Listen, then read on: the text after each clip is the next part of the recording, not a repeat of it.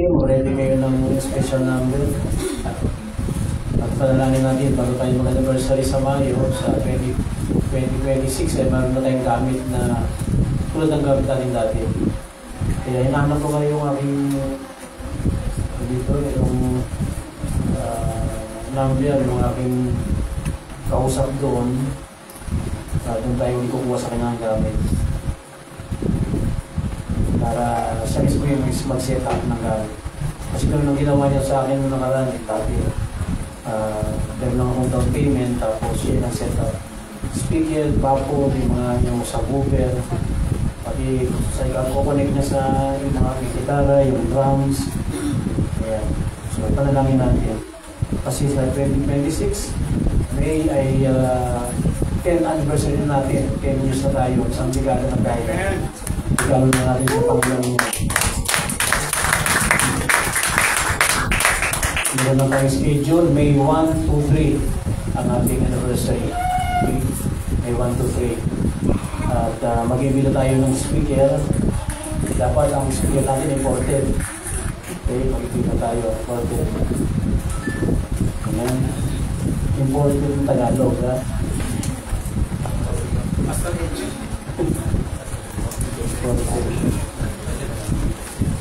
Okay, sa inyo mga Biblia, sa aklat ng Habakuk, chapter 1, verse 1 hanggang 5.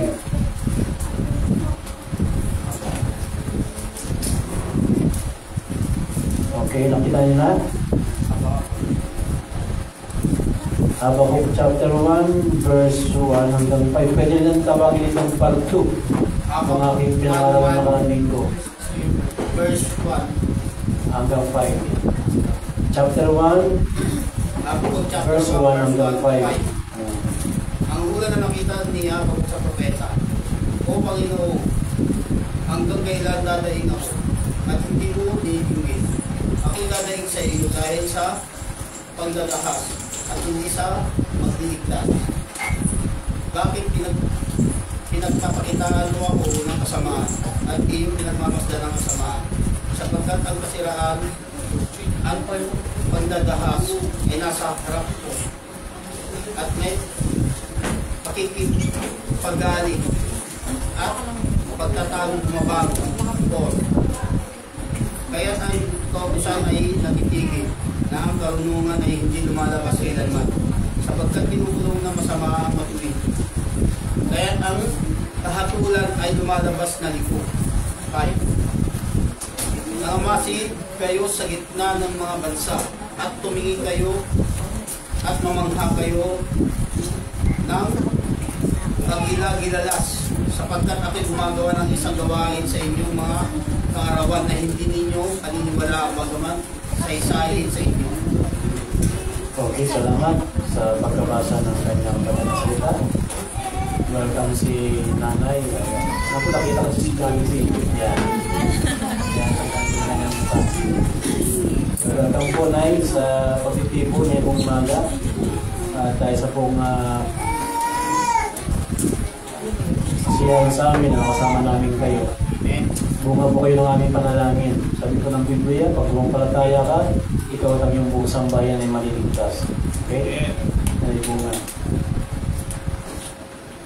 Okay, manalangin tayo. Lord, as we open your word, we also open our hearts to you. Speak to us in this time of corruption and grief. Give us hope, give us courage, and strengthen our faith to trust that you are working even when we cannot see it. In Jesus' name, Amen. Okay, napansin niyo yung panalangin natin, yung binasa natin. Ang Habakuk chapter 1 ay nagpapakita ng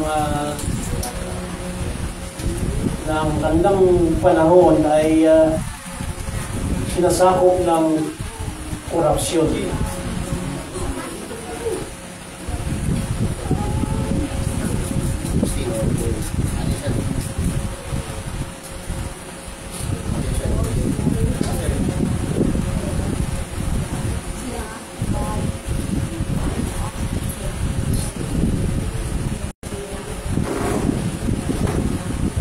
Okay, sa aking pagsisimula. The book of Habakkuk is prophetic. No?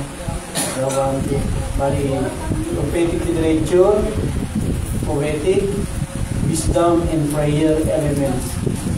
Yun po yung ginamit na paraan o tinatawag na genre ng aklat na ito.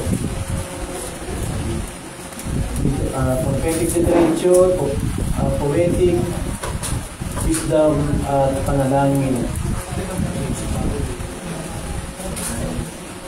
Ito ay naisulat noong 605 kasi sa Hebrew ang pag binasa mo ay pabalikan dapat, kaya 605 to 612 BC o before Christ. Ito tatawag na Fall of Nineveh. Ito tatawag na Assyria defeated. Yung 605 naman, 605 BC, Battle of Carchemish, when Babylon defeated Egypt and became the dominant empire. So Habakkuk prophecy likely happened just before Judah's fall to Babylon. Yun po yung sa 586 BC, during the reign of King Jehoiakim of Judah. Noong namang 609 o 598 to 609 BC. In short, si Habakkuk ay sumulat bago ang pagsalakay ng Babylonia noong makipaggulo siya kung bakit gumagamit ang Diyos ng isang masamang bansa upang parusahan ang kanyang sariling bansa, yung Huda. Ito may katanungan dito si Habakkuk. Bakit Panginoon mo pinaparusahan o pinapayagan mo ang masamang bansa na sakupin o parusahan ng iyong bansa? Okay. Mundo ko yun sa Babylonian Empire. So, inalarawan ni Habakkuk dito sa Hebrew chapter 1 verse 2 o Habakkuk chapter 1 verse 2 hanggang 4. Kasi sinabi ng Diyos na gagamitin niya ang Babylonia na tawag ng Caldeo bilang instrumento ng paghatol na mabasa mo sa Habakkuk chapter 1 verse 6. Kasi introduction po ko para maliwanag po yung ating pinag-usapan ngayon. Ibig sabihin, nabuhay si Habakkuk nung panahon ng pagbagsak na ang Assyria ay sumisikat ang kapangyarihan ng Babylonia. Tinatayang 612 BC o 605 BC hanggang 612 BC. Noong 612 BC, pagbagsak yan ng Nineveh, ang tawag ng kabiserang lungsod ng Assyria. 605 BC, labanan sa Carchemish, kung saan natalo ang Babylonia, ang Egypto, at naging makapangyarihang imperyo. Kaya malamang sinulat ni Habakkuk ang kanyang aklat na ito bago bumagsak ang Huda noong 586 BC. Yung ginamit ko na kanina sa panahon ng paghahari ni Haring Jehoiakim.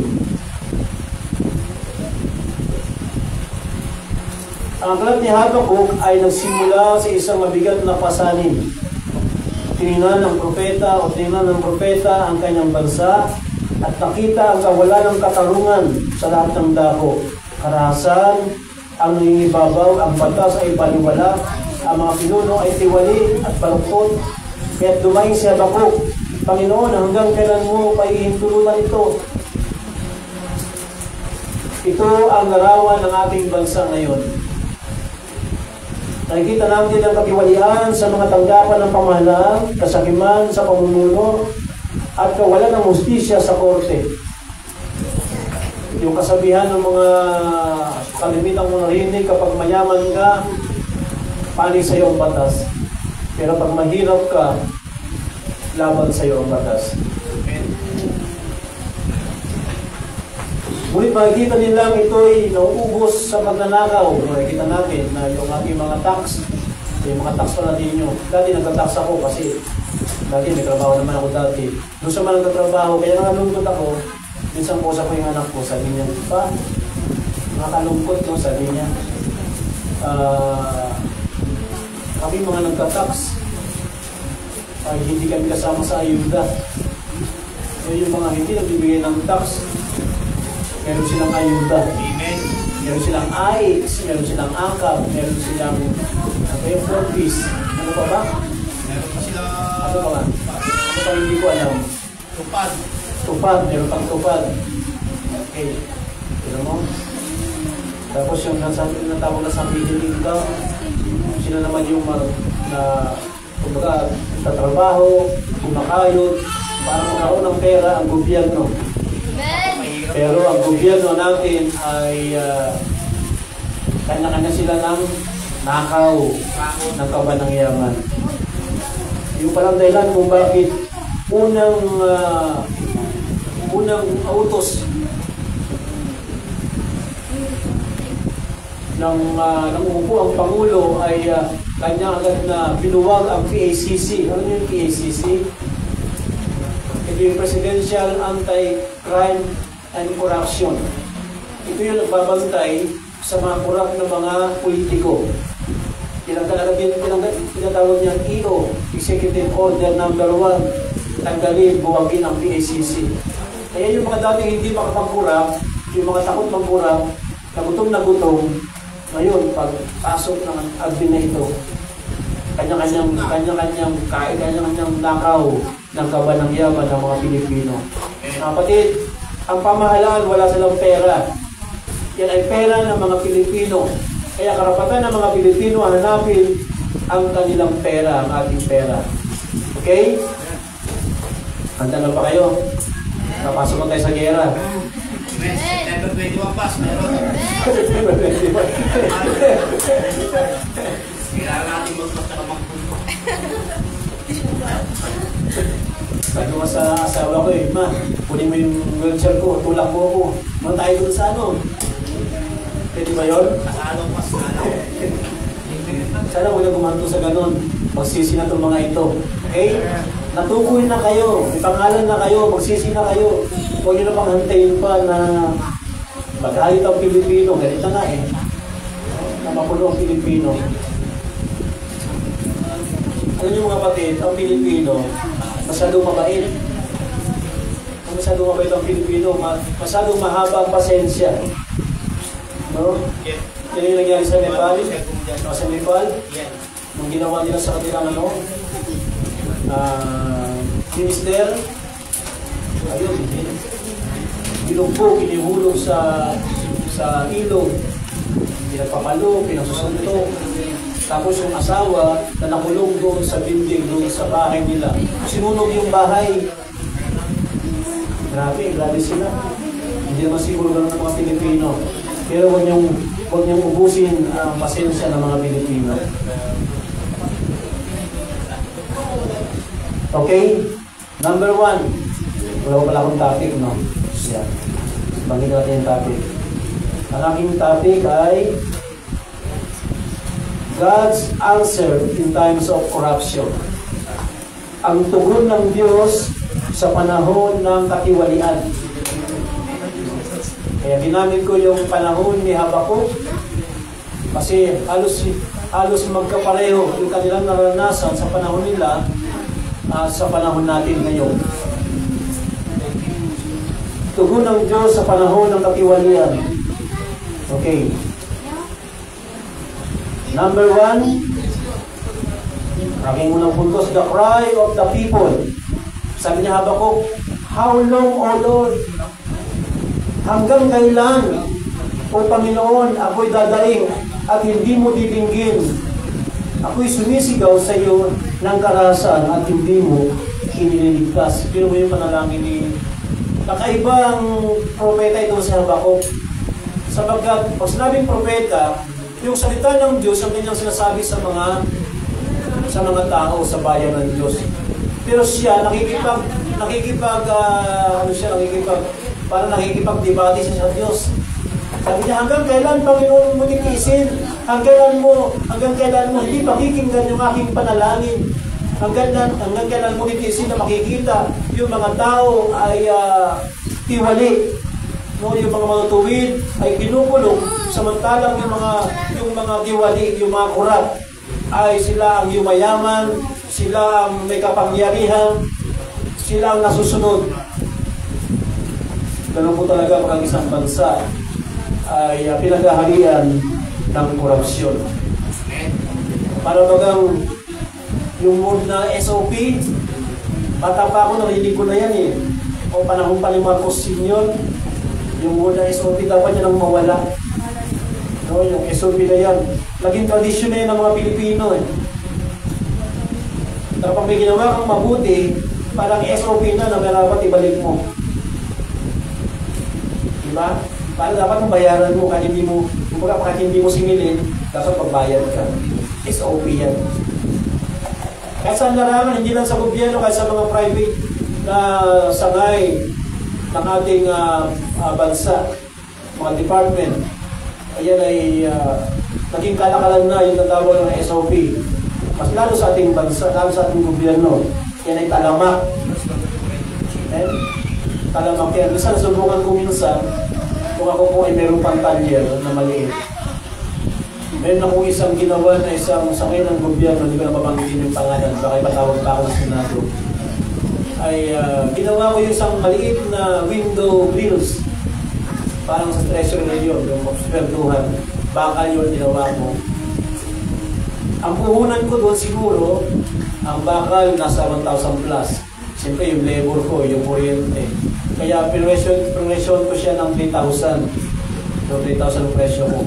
Pagdating ko doon, nung deliver ko na siya, kinabit ko na siya. Pagkatapos noon, sinabihan ako ng isang, hindi ko lang kung sino nakaparong siya. Sabi niya, kailangan ko namin ng resibo. Yung mayroong team. Eh wala pa akong team noon eh.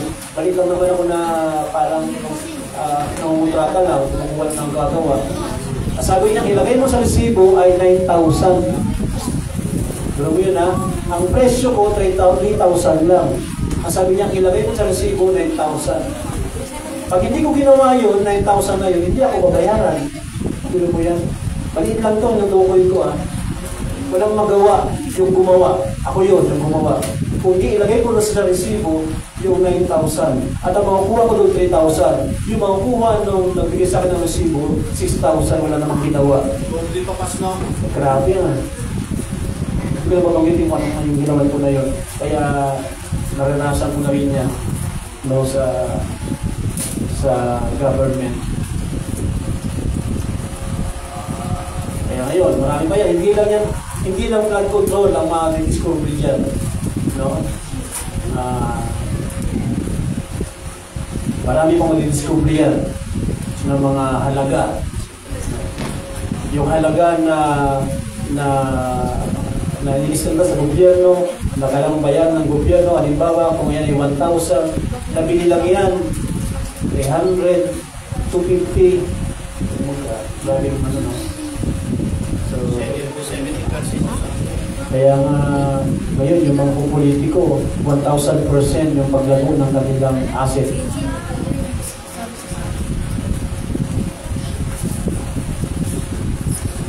Ito ang unang dugo ni Habakuk, ang dumaing sa Diyos, sa nakikita niya sa kanyang paligid, sa kanyang bayan. Bakit nangyayari sa kanya ito? Kasi sinakop sila ng Babylonia, ang Huda sa panahon ito. At ang nagahari ay ang Babylonia.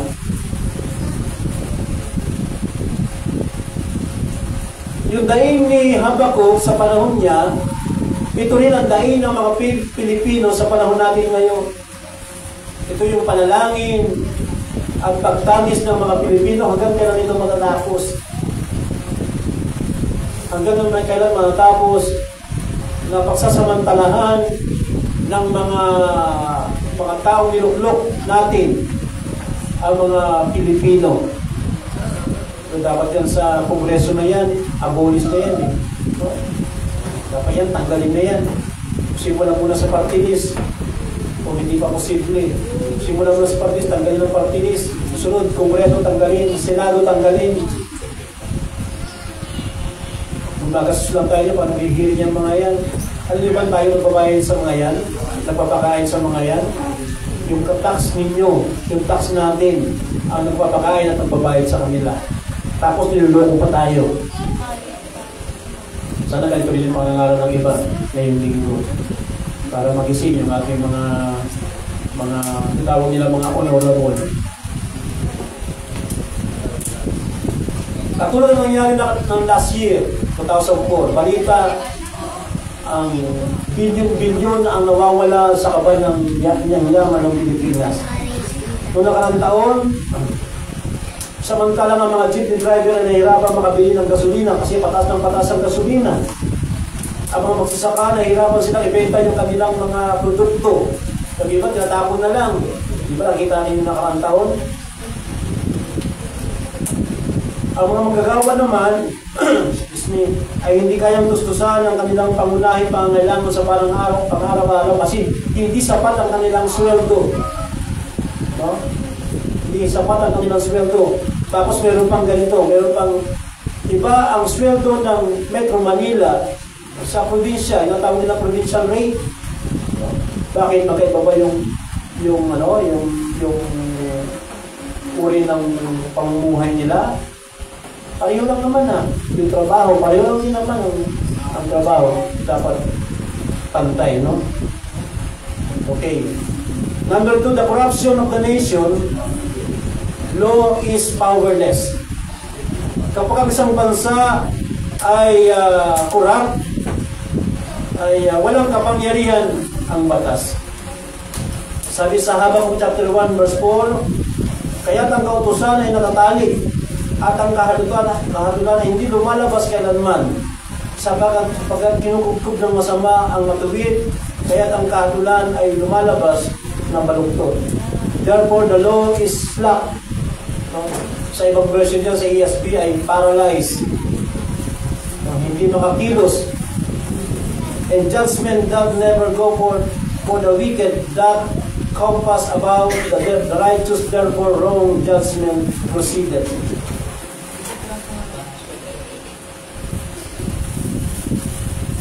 Nakita ni Habakuk, nakita ng propeta kung paanong binabaliwala ang batas at binabaluktot ang justisya, ang masama ay nangingibabaw sa matuwid, at ang mali ang lumalabas na habog sa panahon natin.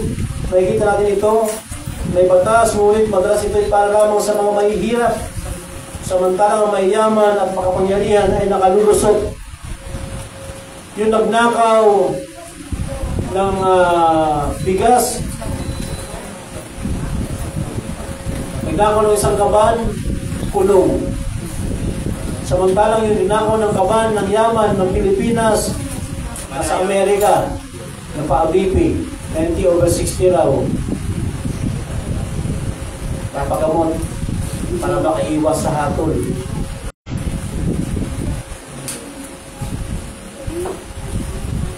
Isang taong nagnakaw ng konting halaga para kumain o makakain, kulong ng mahuli. Samantalang yung mga nasa pwesto, kahit pinangalanan na sila ay magkano. Tulad ni Habakuk, tumawag tayo sa Panginoon. Panginoon, tulungan mo kami. Hanggang kailan mo kami titiisin sa kalagayan ito ng aming bansa? Nalulungkot ba kayo? Amen. Meron niya akong isang kilala na isang pastor. Masyadong siyempre, kami po mga pastor, ang aral ng Biblia, kung sino yung nanalo sa halalan, dapat natin i-respect igalang natin. Sabi ng Romans chapter 13. Kapatid, hindi naman tayo lumalabas sa banal na kasulatan. Mahirap kasing igalang at mahirap i-respeto at mahirap tanggapin. Kapag alam mo at kitang-kita naman na yung taong niluklok ay corrupt. Amen? Na yung taong niluklok ay nagnanagaw ng kapan ng yaman ng Pilipinas. Number 3, the comfort of God. Tanda natin, He is still at work. Sabi sa Habakuk chapter 1 verse 5, masdan ninyo sa gitna ng mga bansa at tumingin kayo at mangkilalas kayo sapagkat ako'y gumagawa ng isang gawa sa inyong mga araw na hindi ninyo paniniwalaan bagamat sasabihin o sabihin sa inyo. Meaning, sa kabila ng kawalang katarungan, tila baga sa panahon ng kadiliman, sa panahon ng tao, ay parang walang pag-asa dahil sa korupsyon na nangyayari sa kanyang bayan o sa kanyang bansa. Ang Diyos pa rin ay gumagawa. Kontrolado niya pa rin ang lahat ng bagay. Kaya wala tayong ibang pag-asa. Kung hindi na wala tayong pag-asa sa mga politiko, mayroon tayong pag-asa sa Diyos. Sapagkat siya sumasagot sa panalangin at tumutugon. Kanyang ipinagtatanggol ang mga naaapi. Ang kanyang pinaparusahan ang mga taong mga kurap, mga nagpasasa sa kanilang kapangyarihan.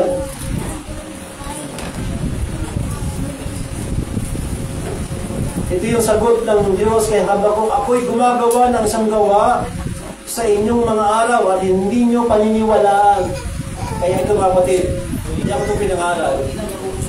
Nalala ko ng mga alala ko ng Sunday about doon sa from rags to riches versus rags to riches. Ay umipas yung isang linggo, marami na nangyari.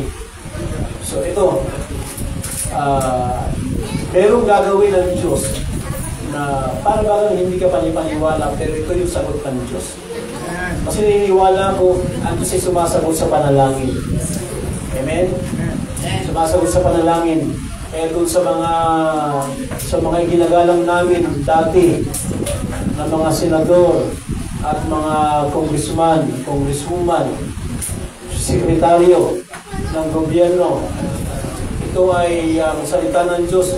Kapag hindi kayo nagsisi sa inyong mga ginawa, may hatol ang Diyos na darating sa inyo. At ang malungkot hindi lang sa inyo, kasama pa rin, kasama ang inyong mga mahal sa buhay. Pero may chance pa rin.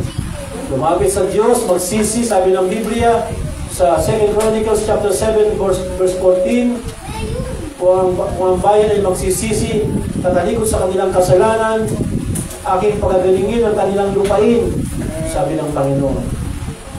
Kaya mga kapatid, hindi pa huli ang lahat. Meron pang panahon para magsisi. Meron pang panahon para talikdan ang korupsyon, ang pagkasamantala sa kapwa.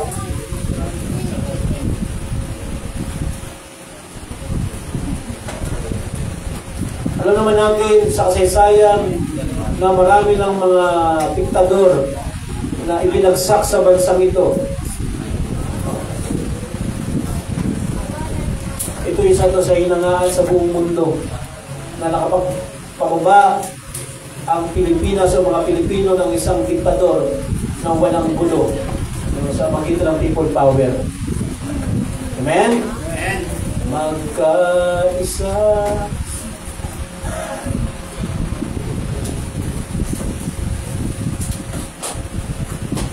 First Timothy chapter 2 verse 1 and 2. Pakibasa nga, pakilagay nga sa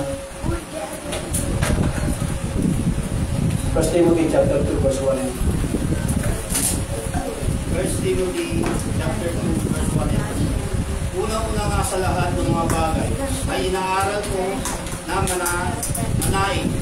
manalangin, manalangin, mamagitan at magpasalamat na patungkol sa lahat ng mga tao. 2. Ang mga hari at ang lahat ng nasa mataas na kalagayan upang mayroong mga buhay na tahimik at payapa sa buong kabanalan at kahusayan. Kaya ang tungkulin natin bilang mga manampalatayang Pilipino ay ipanalangin natin ang ating mga namumuno sa atin. Amen. Na sila ay kumilala sa Diyos, magsisi ng kanilang mga kasalanan. Alam naman din kung ibig sabihin ng pagsisisi. Pag sinabi pagsisisi, isuli nila yung kanilang mga ninakaw. Amen. Kasi kung hindi na isolay ka nilang mga ninakaw, hindi nagsisi ang mga yan. Nalungkot lang yung mga yan. So dapat magsisi. Okay?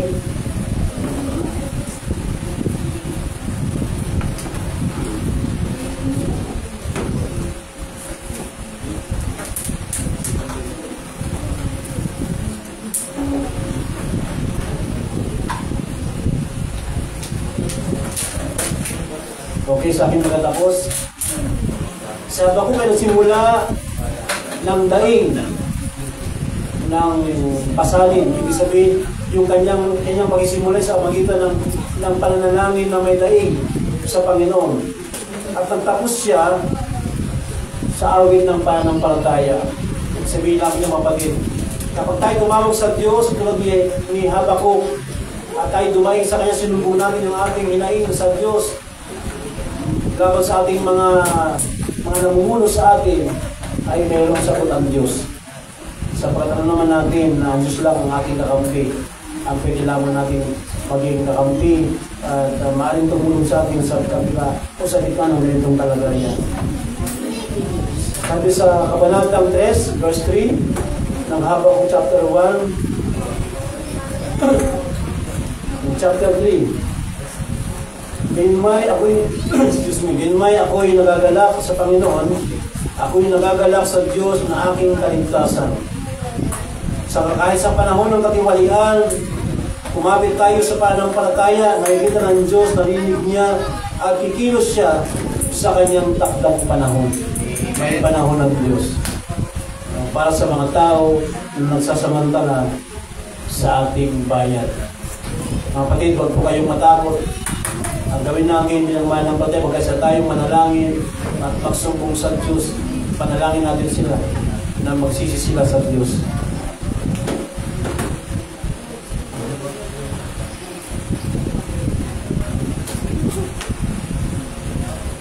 Okay? Tayong natin tumayo na tapusin sa panalangin. Lord, tulungan mo po, Diyos, ang aming pong mga pinuno, ang mga nanunungkulan sa aming gobyerno, Diyos.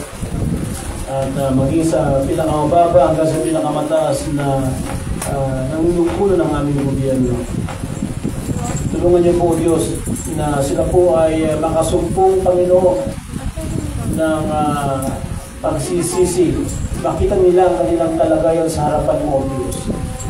Na kailanman ay hindi po pagmumula ng tunay na kasiyahan ang mga bagay na galing sa kasalanan, galing sa masama. Mga banal, tulungan mo pong aming bansa na magkaroon ng mga leader na mayroon pong takot sa iyo, Panginoon. Hindi yung mga leader na ginagamit lamang ang iyong pangalan, kundi mga totoong may takot sa iyo, Panginoon, na kayang tumanggi ang Diyos sa alok ng sanglibutan ito. Sa alok, Panginoon, ng kasamaan. Amang banal, tulungan mo po kami bilang mga Pilipino, Panginoon. Tulungan mo po yung aming po mga Pilipino na nasa kalsada at sinisigaw ang pagsusulit ng mga tao na gumawa ng masama at ng korupsyon sa aming bayan na bilang Diyos. Ingatan niyo po, Diyos, sa panig ng mga tao, ng mga realista at ng mga pulis, Panginoon, na kumukontrol ng mga rally sa aming paligid. Tulungan mo po ang bansang ito, Panginoon. Kaawaan niyo po kami, Panginoong Diyos, na wala pong mapahamak ang mga. Salamat po, Panginoon, sa pangalan ni Jesus. Amen. Okay, awit tayo.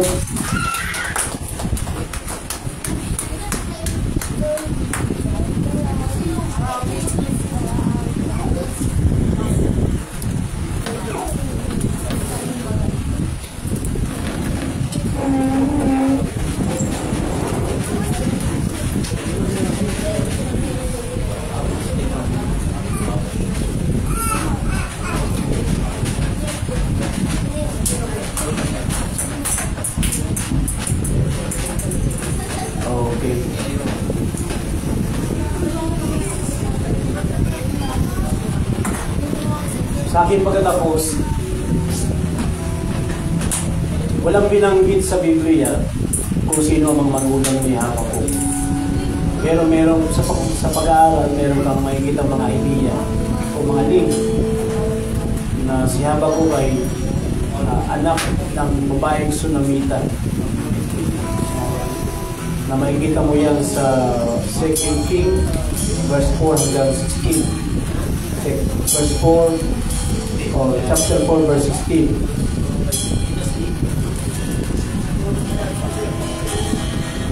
Siya yung bata na namatay na pinangako ni Eliseo na manganak yung babaeng Sunamita at namatay. Pero binuhay siya ng Diyos sa magitan ni Eliseo. Ayon sa mga Bible scholar, yun daw si Habakuk. Kasi katulad yung kanyang pangalan sa salitang Hebreo na HBK, Habakuk. Sounds like Habakuk. Ang ibig sabihin ng Habakuk ay embrace o niyakap, kinalong. Yeah. Yung ibig sabihin ng pangalang Habakuk. Kaya naniniwala sila na yung bata na yun, na anak ng Sunamita, yung ay si Habakuk, na binuhay nung si bata pa siya, namatay siya. May plano Diyos sa kanya at na siya maging propeta.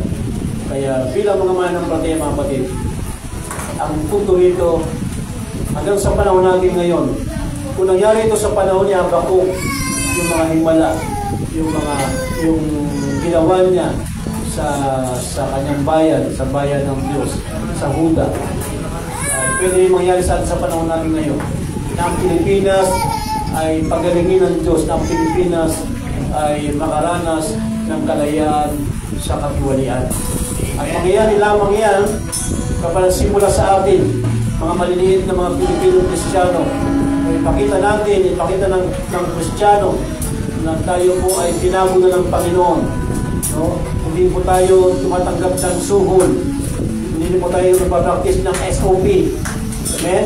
Alam natin hindi yan galing sa Diyos na pagpapala. Pansamantala lang yan. No? Mayroong kapalit yan. Kapag tinanggap mo yan, may kapalit yan. So, kaya mga kapatid, lahat ng kasalanan ay may kabayaran. Sabi ng Biblia, kabayaran ng kasalanan ay kamatayan. May consequences ang kasalanan na ginawa ng isang tao. Kaya, bago tayo patuloy, bago tayo umawit, ay gusto kong samantahin ng pagkataon ito, no? Na meron tayong bisita ngayon, kasama natin si nanay. Gusto ko siya yung panalangin. May gusto tayong panalangin. Sa mga kalisterol. Yan, sa mga panimisis. Ayan. Ano pangalan?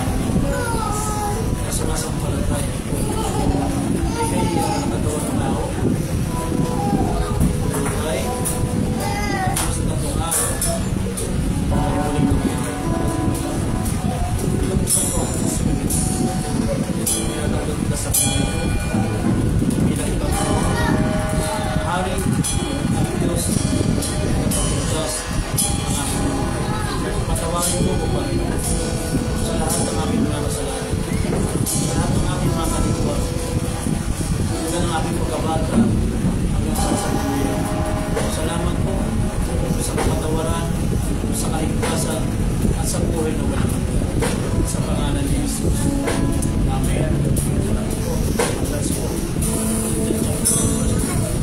Kita po lang sila sa kanyang panatay. Binigay na sa kanyang mga yung pinakamas ko sa kasi sa panatay.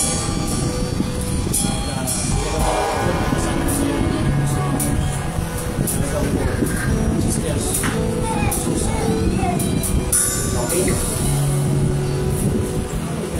Welcome, Sister Susan, sa pamilya ng Diyos. Sige, awit tayo. Yakap mo ko sa aking karumi.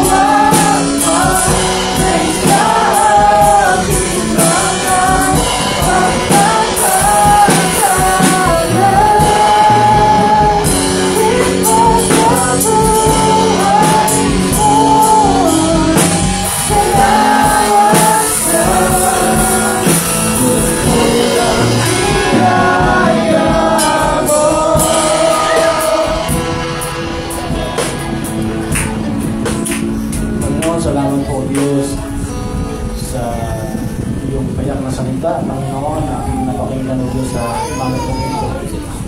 At pagpalain mo, O Diyos, ang bawat isa, ang bawat namin ito, Panginoon, ang iglesia nito, O Diyos, ay gamitin mo, Panginoon, bilang pagtutungo, Panginoon Diyos, sa bayan nito, Panginoon, ng Quezon City.